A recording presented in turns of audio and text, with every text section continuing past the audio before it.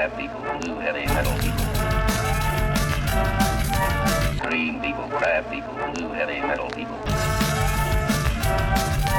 Green people, crab people, blue heavy metal people. Hey there, this is Molorian, and this will be another War Machine Wednesday Battle Report.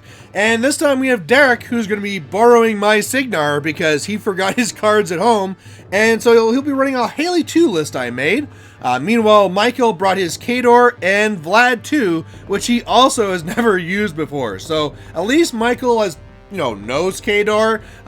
But Cygnar for Derek will be completely new. So this will be kind of interesting matchup here with, new elements for both players. I think overall, maybe I'm biased because I'm a Cygnar player, but I feel that the Cygnar player has the advantage going into this, just because that feat is so strong, and even though those mana wars can shield wall and get armor pretty high, well, you can always use your gun mage as a push or to TK those guys apart, and then you just kind of pull them apart, pop the feat, and just keep on shooting.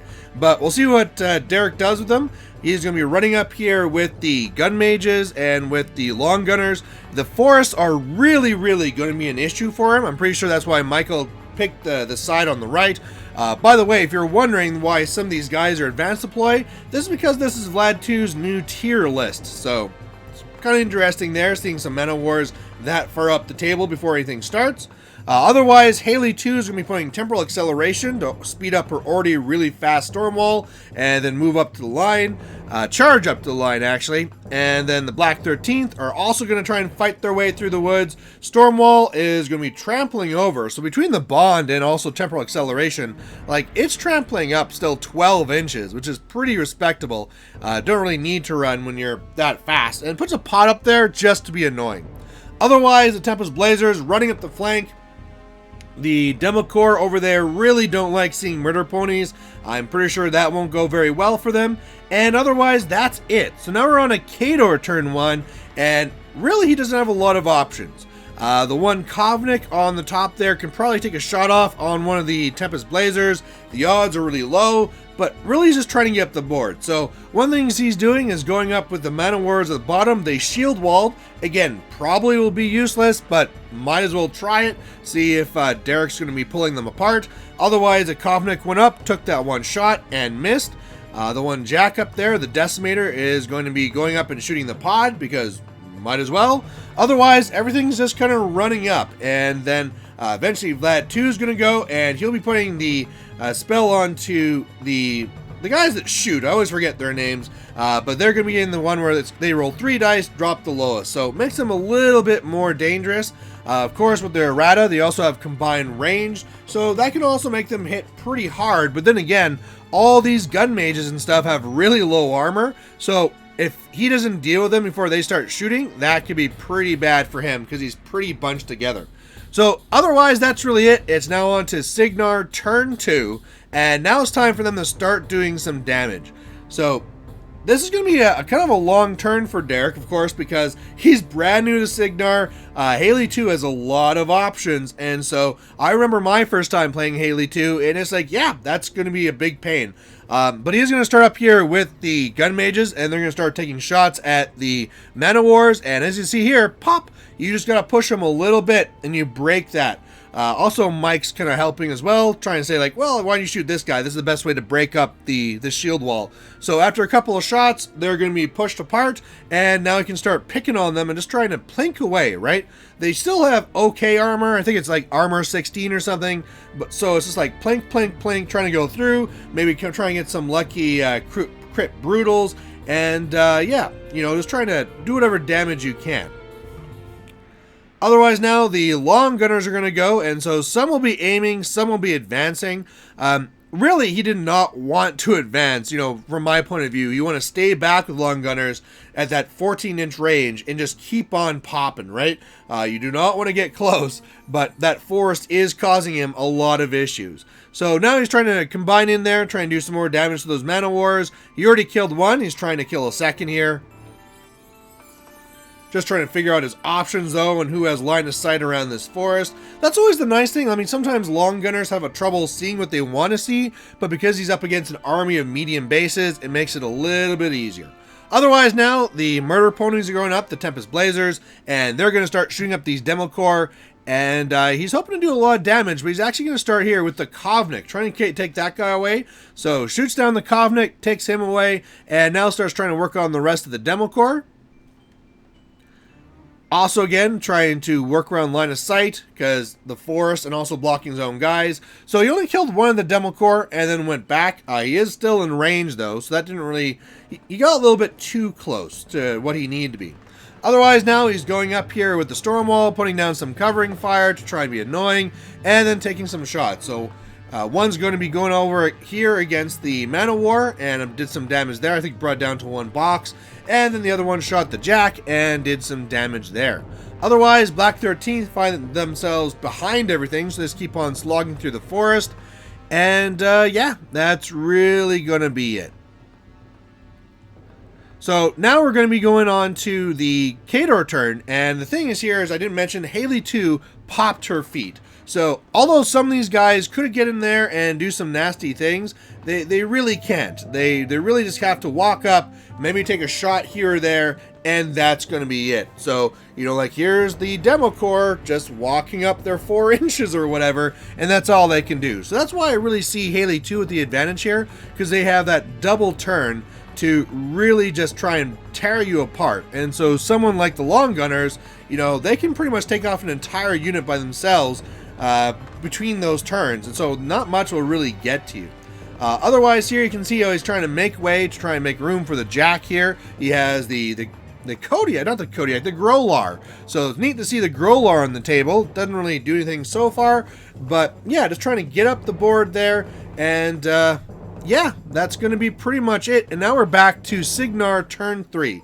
And now Feet's gone. They really need to take this opportunity. There's a lot of beef down there on the bottom. So he needs to make a decision if he's going to bring the storm wall down there and really try and smash that stuff, or if he's going to try and go for some sort of assassination or what. But he's going to be starting up here, just trying to clear off these Demo Corps the best he can. So he was hoping to kill the 2 there. He ends up just killing the 1 because he's just not getting the damage he needs, but he does kill the 1 Demo Corps guy that is in the zone, and then the other one's kind of move up. There's actually not really, you know, that's not a big deal there. Whether you're far away or close, he's going to be swinging on you anyway, so might as well get close so he doesn't get the double damage, although he's probably going to kill you anyway. And we got Gunfighter. So right now the zone is cleared. Gorman went up and made some smoke. And then now he's going to be coming down here and trying to deal with this mess. Like I said, a lot of guys, and he's going to have to decide if he needs to try and start just killing off what he wants to kill, or if he just wants to try and delay this area. So right now, again, the Man of Wars were in shield wall, so he's going to push them apart and then just start plinking away at them. And there's lots of dice rolls. He has his little dice tower there at the top, so that's why you never see any of his dice rolls happening. But now he's going to be going with the Black 13th. Or is he going with Haley first here? Oh, it looks like he changed his mind. Going with Haley. He's going to be doing some arcane bolts first to kill off that 1 Man of War. Try and shoot this Demo Corps guy. And then he's going to be coming over here to the zone to dominate to start the scenario game. So it looks like he is going to be going for the scenario game here. Just in a second after he does another arcane bolt. Oh, no, actually, no. He's doing a domination to bring the Grolar closer. I forgot about that. And now she's going to be coming across, and now that bonded Stormwall is saying, "Hi, Grolar, welcome to War Machine," and is going to smash him pretty good, because I can't remember how many focuses on him, but yeah, the Grolar just can't survive that. So the Grolar gets smashed.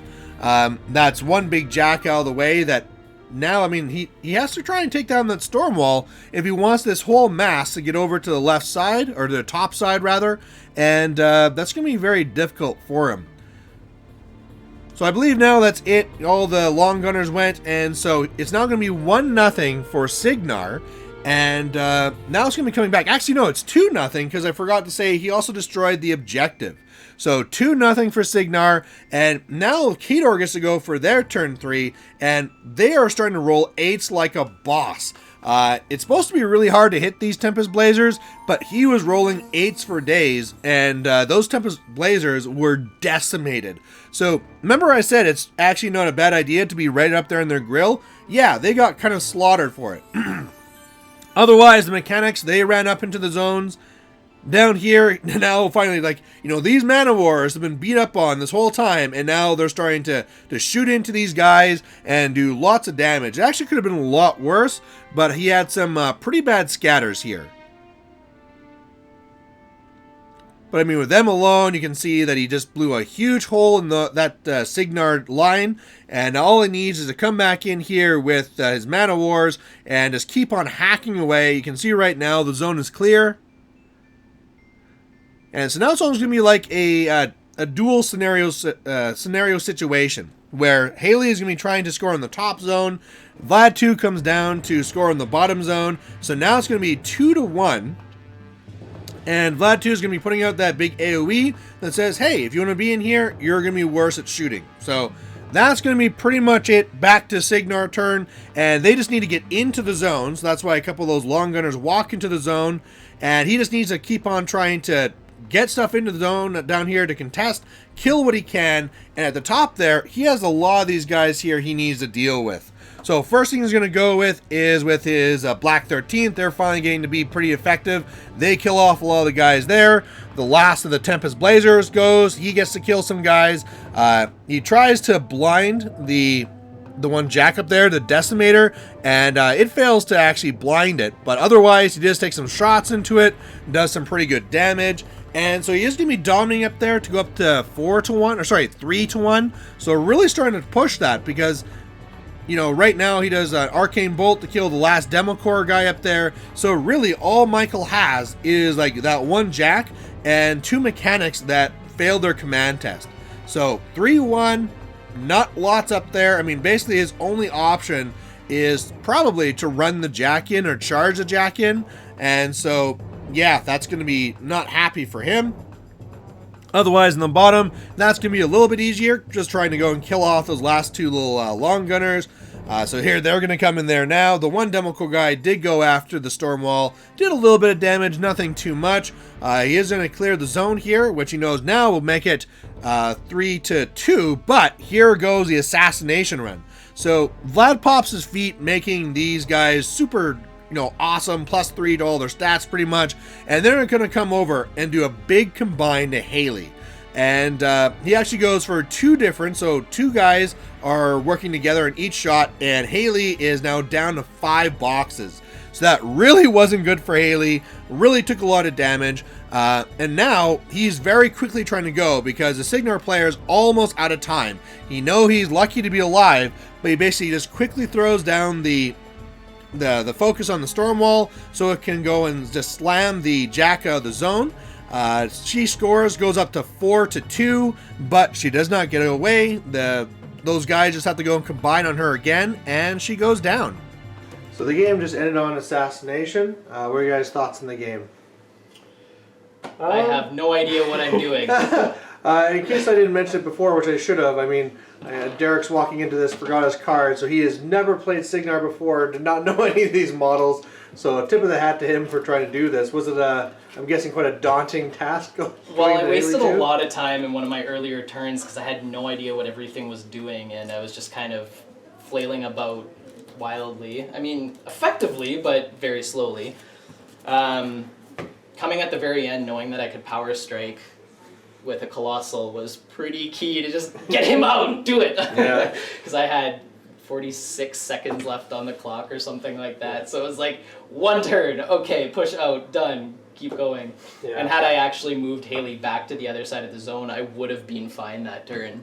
Because I could have got her outside of any kind of line of sight or anything. Likelihood of you being able to move stuff in. Yeah, I wouldn't be able to get to her. Yeah, I think her happy spot was going to be right there on the other side of the woods. Yeah.